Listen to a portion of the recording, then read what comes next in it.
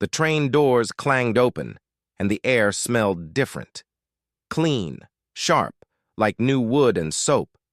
They stepped down one by one, German women who had worn the same boots across frozen Russian fields, who had patched socks until the fabric turned to lace.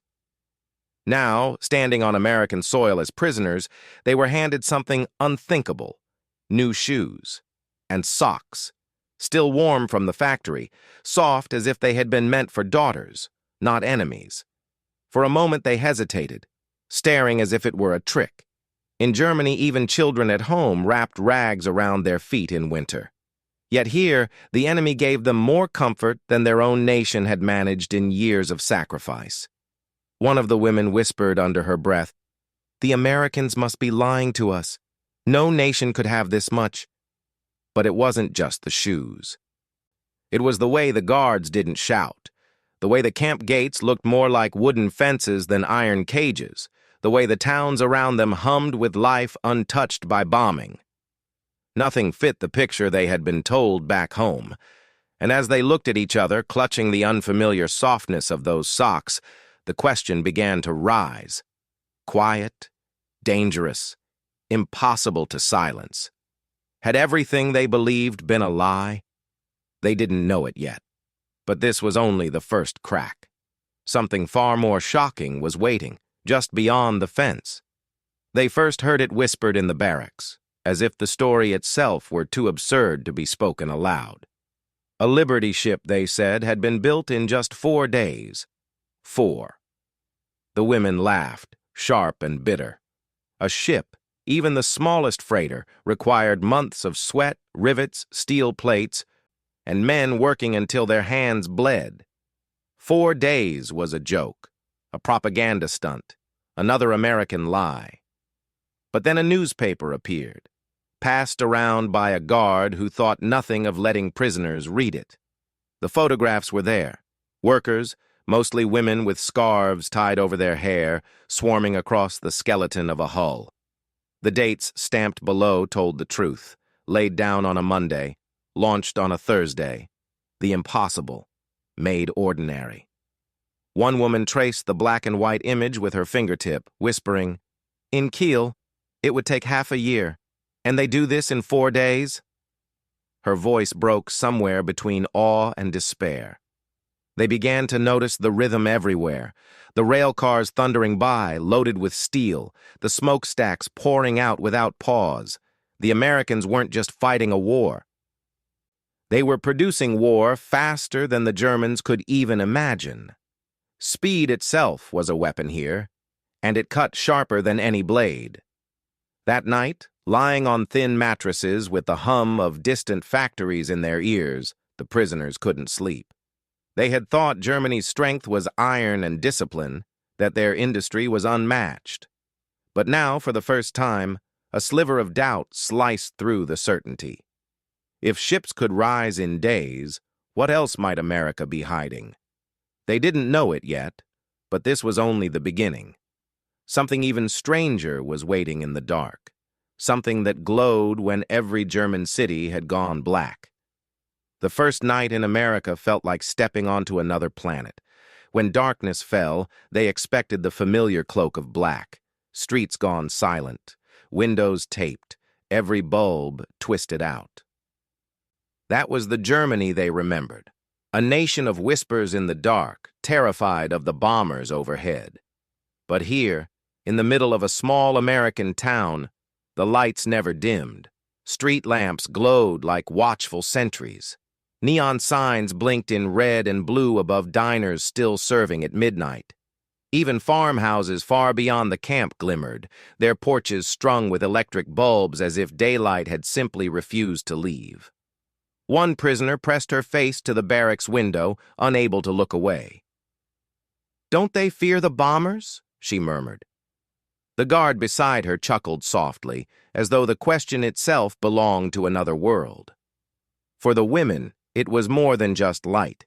It was an insult to their suffering, a revelation of abundance. In Berlin, children stumbled through cellars by candle stub. Families ate dinner by the dull glow of a single kerosene lamp. Here, Americans wasted electricity on advertisements, jukeboxes, even Christmas decorations that burned cheer into the night sky. One of the older prisoners shook her head, whispering into the silence. "We are the blind ones. They live in daylight, even at night." Her words hung heavy because everyone knew it was true. They lay awake long after, staring at the faint orange haze creeping through the cracks in the wooden walls. That glow mocked every speech, every promise they had been fed about Germany's superiority.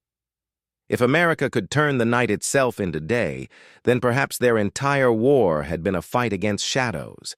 But that was only the surface. The real humiliation would come not from what they saw outside, but from what was placed directly into their hands the next morning. Something so simple, so ordinary to the Americans, that it broke the German spirit even deeper. The morning after, the guards lined them up in the mess hall. The women shuffled forward, expecting the thin broth and hard crusts they knew from barracks in Europe. But when the trays slid across the counter, they froze.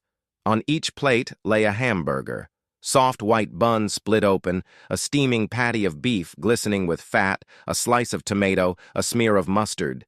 Beside it, a bottle of Coca-Cola, cold enough that beads of condensation rolled down the glass.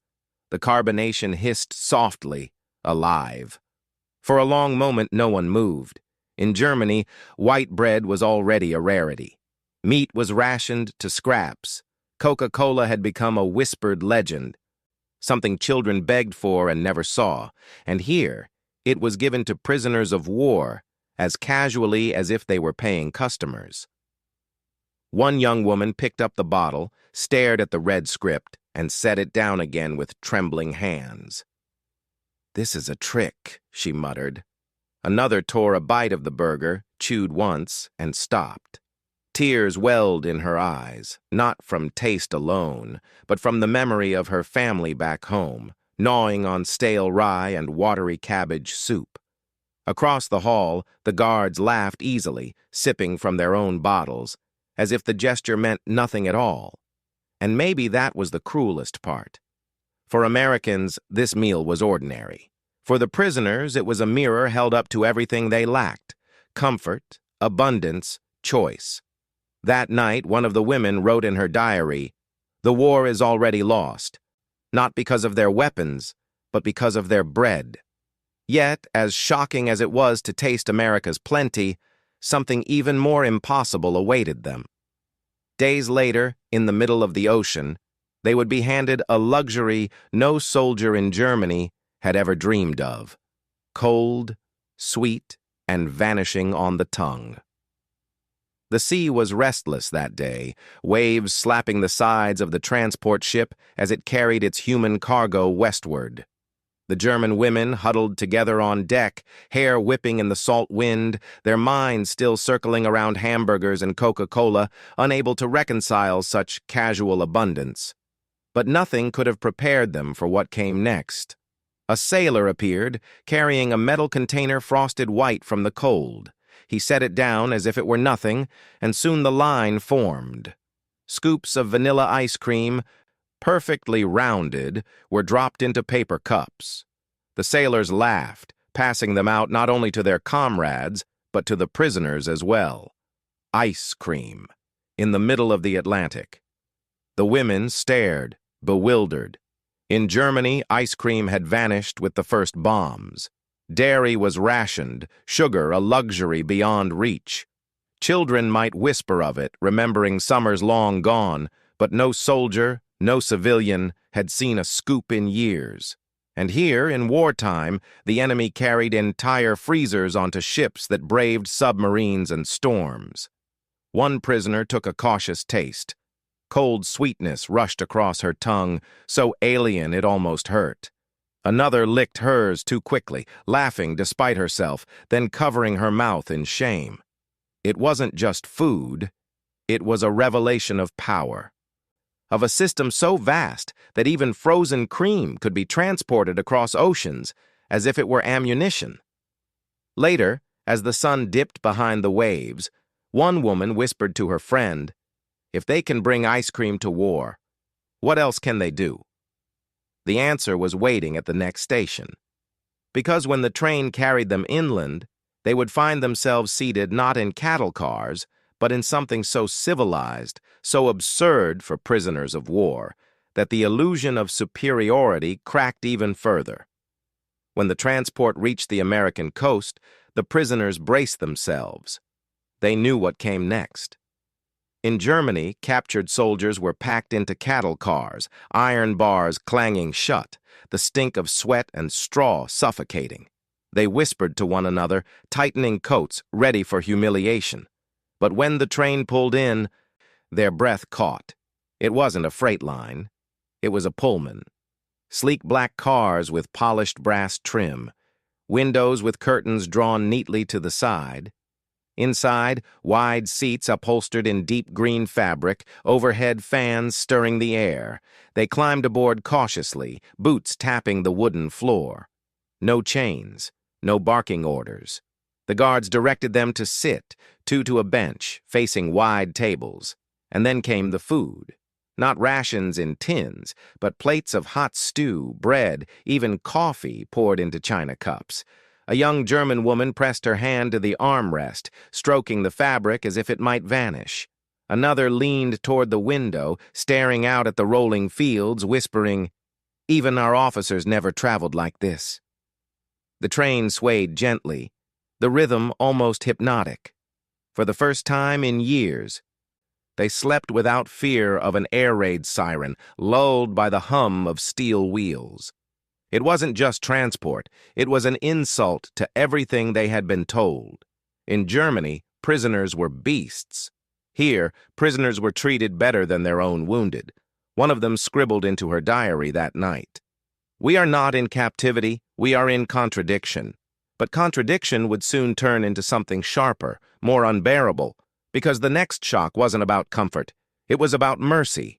And nothing pierced deeper into a soldier's pride than watching the enemy save lives they themselves had abandoned. It started with a fever. One of the women collapsed in the barracks, her skin burning, breath ragged. In Germany, sickness meant silence. You worked until you broke, and if you broke, you were discarded. Medicine was for the front, for the Reich, for the ones deemed worthy. Prisoners were not among them. The guards didn't hesitate. They lifted her onto a stretcher, carried her beyond the fences, and into a clinic that smelled of alcohol and iodine. The German women followed with their eyes, waiting for punishment, for indifference. Instead, they saw machines humming softly, doctors in clean coats bending close, voices calm, precise. An X-ray machine flickered to life, glowing bones on glass. Then came the injection, penicillin, a miracle even German officers had only whispered about. Back home, children died for lack of it. Soldiers lost limbs from infections that a single vial could have stopped. And here, in America, they used it on a prisoner. When she returned days later, pale but alive, the barracks fell into silence. Some stared with disbelief, others with shame. One woman clenched her fists, whispering through clenched teeth, "Our wounded froze in the snow, and they save her?" It wasn't just medicine. It was a moral strike, sharper than steel. Every lecture they had swallowed about American barbarity, every poster showing the enemy as monstrous, crumbled in that moment. The enemy had given life where their own nation had given death. That night, one prisoner scratched into her diary, "I do not know who the enemy is anymore." But the Americans weren't finished. Days later, the women would see something that made even medicine look small. It wasn't about saving one life, it was about building destruction on a scale they could barely comprehend. The first time they were marched into the factory, the prisoners expected chaos, sparks, shouts, the brutal clang of steel. In Germany, factories were dens of exhaustion, men hunched over, women gaunt, every corner echoing with desperation. But here the silence struck them first. Not absence of sound, but a silence of order. like the steady ticking of a giant clock. They stood at the edge of the Ford plant, eyes wide. Along the assembly line, workers moved with practiced rhythm. Plates of aluminum slid into place, rivets hissed, paint sprayed in perfect arcs. And then, almost too quickly to register, the frame of a bomber emerged. The women counted the minutes, disbelieving. An hour passed, and another plane rolled out, gleaming under the lights. One of them gasped aloud, "Every 60 minutes! Another?" In Germany, aircraft were treasures, each one taking weeks of sweat, each one fragile against Allied fire. Here, they were born like clockwork toys, indistinguishable, unstoppable. What unnerved them most was who built them. Not soldiers, not hardened veterans, women in scarves, men too old for the front, teenagers barely past school. Their hands moved with calm efficiency, laughing between shifts, as if the war itself were just another job. A prisoner pressed her forehead against the cold glass of the observation walkway, her breath fogging the window. She whispered, "We are already finished. How can we fight against a nation that builds faster than we can destroy?" That night, the hum of the conveyor belt stayed in their ears long after the tour ended. They had seen weapons born with the inevitability of sunrise. And yet, even this was not the limit of America's reach, because whispers were spreading about a new kind of eye, one that could see through the fog, through the night, through their secrets. It began as a rumor, carried in fragments between guards and workers, until it slipped through the fences like smoke. The Americans, they said, had radar not only on their warships, but even on their merchant vessels, those slow, unarmed cargo ships that crawled across the Atlantic. The prisoners laughed at first. Radar was still a mystery, a fragile instrument known only to select German scientists. Even the Luftwaffe treated it like a secret jewel. To imagine crude freighters armed with such technology was madness. But the whispers didn't die. Then one evening, a guard confirmed it with a shrug. Every ship, even the tankers. The women felt the ground tilt beneath them. In Germany, merchant ships sailed blind, prey for submarines and storms alike. Yet here, America had turned every cargo run into a fortress of invisible eyes. A sailor's casual nod meant that convoys crossing thousands of miles did so under a protective web of unseen signals. One prisoner clenched her hands into fists, whispering in disbelief, "We thought we were the hunters, but we are the hunted." Another stared off at the horizon beyond the barbed wire, her jaw tight. If radar guarded even the freighters, then how many submarines, how many pilots, how many comrades had been swallowed by this unseen shield? The realization spread like fever. America's strength wasn't just production or food or comfort. It was vision. They could see what Germany could not. They fought in daylight, even when the world was dark. That night, silence pressed hard over the barracks. For the first time, no one boasted of secret German weapons. No one repeated the promises of invincible victory. They sat in the dim light, haunted by the idea that the ocean itself had betrayed them. But the next story to reach them went even further. It wasn't about seeing, it was about bending the very earth to their will, turning oceans into rivers of fuel, and that revelation would leave them speechless. The rumor came ashore like a storm. The Americans had laid a pipeline under the sea. At first, the prisoners dismissed it as fantasy, another tall tale meant to rattle them. But when a guard explained with a grin, yes, a pipeline stretched across the English Channel, pumping fuel directly from Britain into France, the women fell silent. They tried to picture it. In Germany, every drop of fuel was fought over, hoarded, rationed. Soldiers froze in half-tracks for lack of gasoline. Families lit fires with scraps because coal was gone. Yet America had threaded hoses beneath the ocean, turning the sea itself into a river of oil. One woman pressed her palms together as though in prayer, shaking her head. "Do you understand what this means? They will never run out. They can fight forever." The thought struck like a hammer. For years, the German war machine had run on shortages, improvisation, desperate raids to capture supplies. But the Allies, with their endless convoys and undersea lifelines, had rewritten the rules. Logistics was no longer fragile. It was invincible. A diary entry from that week survives.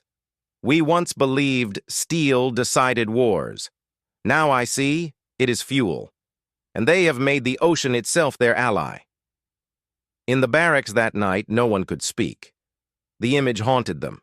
Vast reels of pipe unspooling beneath waves. Engineers smiling as oil gushed toward waiting tanks in Normandy. America had not only outbuilt them, it had outthought them. And soon, they would discover an even crueler truth. Because abundance wasn't just about having fuel. It was about wasting it. The day came when they watched the Americans torch tens of thousands of gallons, burning what Germans would have killed to save. It happened on a wind-swept field outside the camp. The women were marched past rows of great steel drums, stacked like silent sentries. Each drum was stenciled with the word gasoline. The smell hung thick in the air, sharp, intoxicating, the smell of power itself. They assumed it was storage, reserves for an army always in motion. But then, without ceremony, the guards opened the valves. Rivers of fuel poured onto the ground, shimmering in the sun like liquid gold. A spark followed, and in seconds, pillars of fire roared skyward. The prisoners stood frozen. They had watched families back home scrape soot from chimneys to keep warm, children crying from cold. They had seen soldiers abandoned in the mud when tanks stalled for lack of a gallon. Yet here, the Americans burned tens of thousands, maybe hundreds of thousands, of gallons as if it were worthless, not to use, not even to save, but simply to deny. One woman pressed her hands to her mouth, whispering through trembling fingers. "In Germany, children freeze in the dark, and they set fire to oceans of fuel." Another turned away, tears hot against her face, unable to reconcile such waste with the hunger she had left behind. The flames painted the sky orange, reflected in their wide eyes. It was more than destruction. It was humiliation. Because the fire said what no general ever dared, America had so much it could afford to throw victory away and still win. That night, silence lay heavy in the barracks. Some prisoners wept. Others stared at the ceiling, fists clenched, rage and despair tangled together. They had seen abundance before, but this was cruelty made visible. And yet, the next revelation would be more personal still, because the factories and fuel were distant. But the workers, the ordinary Americans who forged these miracles, would soon stand right before their eyes, hammer in hand, eating better than any German officer ever had. The day they were marched into the workshops, the German women expected to see exhaustion. In Germany, factory hands were thin shadows, cheeks hollow, uniforms patched. Men and women alike bent under rationing. Each meal a question mark, but here the sight struck them like a blow. The American workers stood broad-shouldered and steady, leather aprons strapped across their chests, tools hanging heavy at their belts. Their hands were strong, but not gaunt. Their faces were full, eyes bright, hair clean. During the lunch break, the prisoners watched in silence as these men and women sat on crates and opened their meals. Thick sandwiches stacked with roast beef, cartons of cold milk, slices of apple pie still warm in wax paper. One German prisoner felt her knees weaken. She whispered, almost to herself, "They eat like generals, and they are only workers." Another turned her head away, ashamed of the sudden wetness in her eyes. The workers laughed freely, wiping grease from their fingers, joking as though the war was a distant rumor. Their children, the prisoners realized, would grow up never knowing hunger, never staring at an empty plate. In Germany, entire families had already shrunk to skin and bone. Yet here, The very laborers who built the machines of war lived better than officers in Berlin. That night in the barracks, the humiliation festered. It wasn't just about food or leather aprons. It was the realization that America's strength ran deeper than tanks and planes. It was in the bellies of its workers, in the confidence of a people who fought with laughter still on their lips. And the Germans had no answer for it. But the shocks weren't over. Soon they would hear of a weapon so invisible, so merciless, that even the sky itself became a trap. A shell that didn't need to touch you to kill you because it exploded before it even arrived. The word came across the camp like a cold wind. Bastogne had fallen silent. The German army, once so certain of its strength, had shattered against a town ringed not by walls of stone, but by walls of technology. The prisoners huddled together as the guards spoke of it. The Americans had held their ground through winter's bite, through snow that froze rifles stiff. But what stunned the Germans most was how. Artillery guided by radar, shells that burst above the treetops, shredding entire companies. Supply drops by planes that never lost their way, even in blizzards. Radios humming with unbroken signals, fuel flowing as if the snow itself carried it. For years, the Reich had promised that German ingenuity would always outpace the enemy, but Bastogne was proof of the opposite. The miracle weapons were not German. They were American, and they were working. One woman sat on the edge of her bunk, hands clasped so tightly her knuckles turned white. "We swore our men would fight to the last," she whispered. "But what chance do they have against this?" Her voice cracked, swallowed by the silence of the others. No one spoke of victory anymore. The defiant songs that once filled the barracks with forced bravado had vanished. Even the loudest loyalists stared at the floor, their pride leaking away like water through cracked stone. In that silence, the realization grew. Bastogne was not just a battle lost. It was faith itself collapsing. If German steel could be broken in the Ardennes, then perhaps everything, every poster, every speech, every oath had been a lie. But the collapse was not complete yet. The next blow would not come from the battlefield at all. It would come from within the prisoners themselves, when some began reaching not for weapons, but for books, and for the very language of their enemy. It began quietly, almost in secret. A few of the women approached the guards with hesitant words, asking if there were books, anything to read, anything to pass the hours. They expected ridicule or a flat refusal. Instead, the next day, a stack of worn paperbacks appeared in the barracks. American novels, newspapers, even a Bible. At first, the prisoners leafed through them with suspicion, fingers tracing words they half understood. But soon, curiosity overcame defiance. They whispered translations to one another, stumbling through English phrases, repeating them like children learning to speak. The enemy's language, once cursed, now became a lifeline. One afternoon, a young woman held the English Bible in both hands, turning its thin pages with reverence. She paused at the words of the Sermon on the Mount, tears streaking her cheeks. In Germany, the Bible had been twisted into slogans of conquest. Here, in the plain, unaltered text, she heard something she had nearly forgotten. Mercy. Others followed.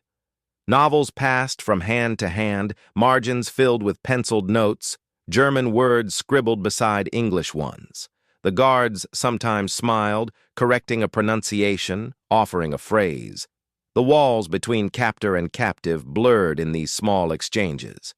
In the evenings, instead of defiant songs, the barracks filled with halting English sentences.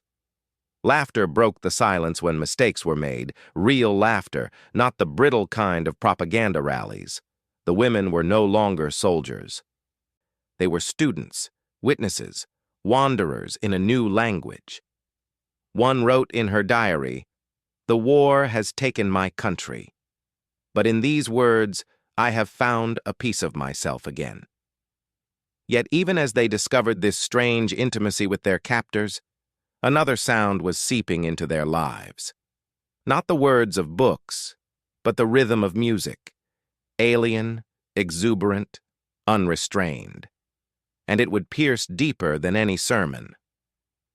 It drifted through the camp one evening, faint at first, then swelling until it filled every corner of the barracks. Music.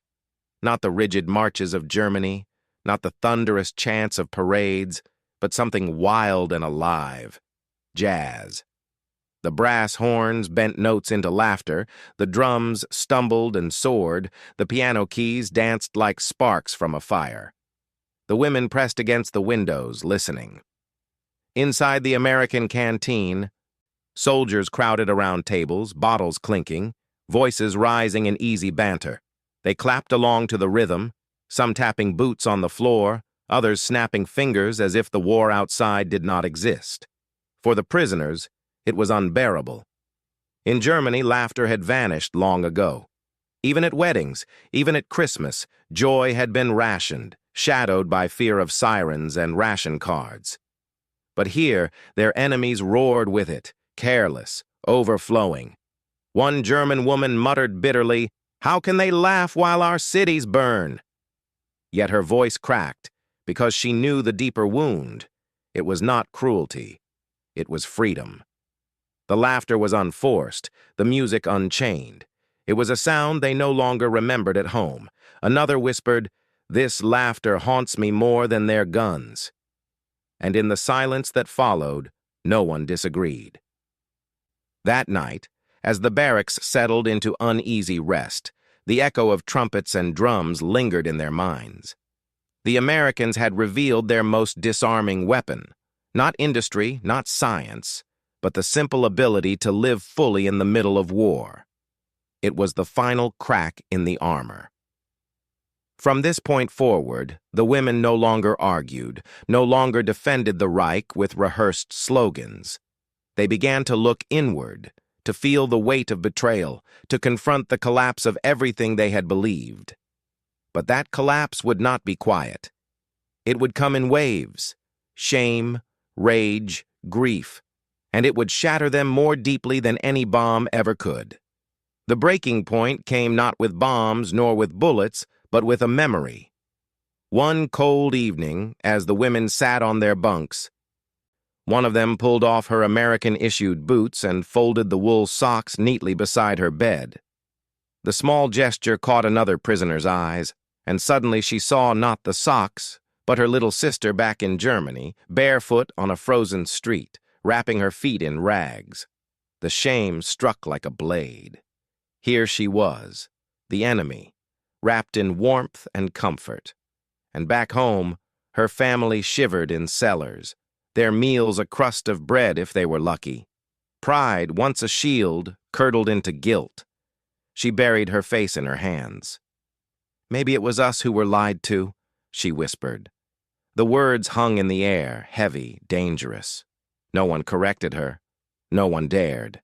Because deep down, they all felt it. For years, they had been told they were the chosen, the strong, the disciplined heirs of a superior nation. But every day in captivity exposed the opposite.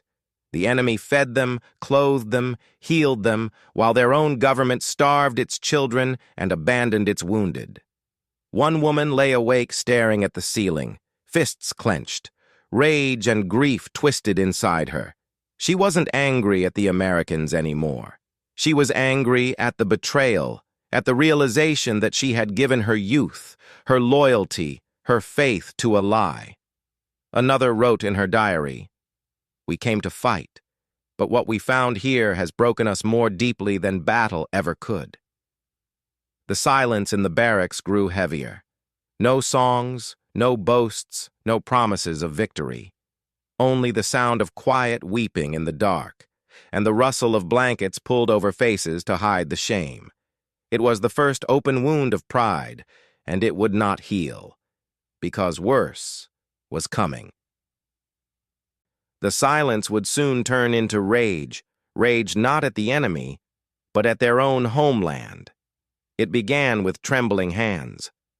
One evening, as the barracks settled into uneasy quiet, a woman sat by the window, her fists clenched so tightly her nails cut into her palms. Outside, the camp lights glowed steady against the night, electric, unwavering, a reminder of everything she no longer believed. Her body shook, but not from cold, from rage. Not at the Americans who guarded them with casual indifference, not at the soldiers who laughed in the canteen, or the workers who ate better than German generals. No, the fury burned deeper, hotter. It was aimed at home. At the men who had stood on podiums, screaming promises, at the newspapers that had filled every page with lies. At the Reich that had told her Germany was unbreakable while leaving her family in ruins and her country starving.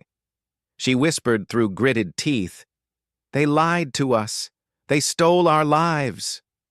Others listened in silence. One woman buried her face in her knees. Another covered her ears as though to block out words too dangerous to admit. Yet no one contradicted her, because each of them, in their hearts, felt the same betrayal. They had marched, they had obeyed, they had believed. And now, stripped of illusions, all that remained was anger. One prisoner struck the wall with her fist until her knuckles bled. Another tore a strip from her blanket, twisting it as though it were the throat of every leader who had deceived her. The barracks, once filled with whispers of pride, now pulsed with a new rhythm, the silent quake of rage turning inward. A diary entry from that night reads simply, "I no longer hate the enemy. I hate us. I hate what we became." The rage did not roar. It simmered, low and dangerous, leaving only exhaustion in its wake. And with exhaustion came something even harder to bear, the slow collapse of belief itself, as faith in the Reich dissolved into emptiness. The silence arrived gradually, like fog seeping through cracks. The songs were the first to go. For months, some had clung to them, the marching anthems, the hymns to the fatherland, sung in defiance after lights out. They were brittle songs, but they kept the illusion alive.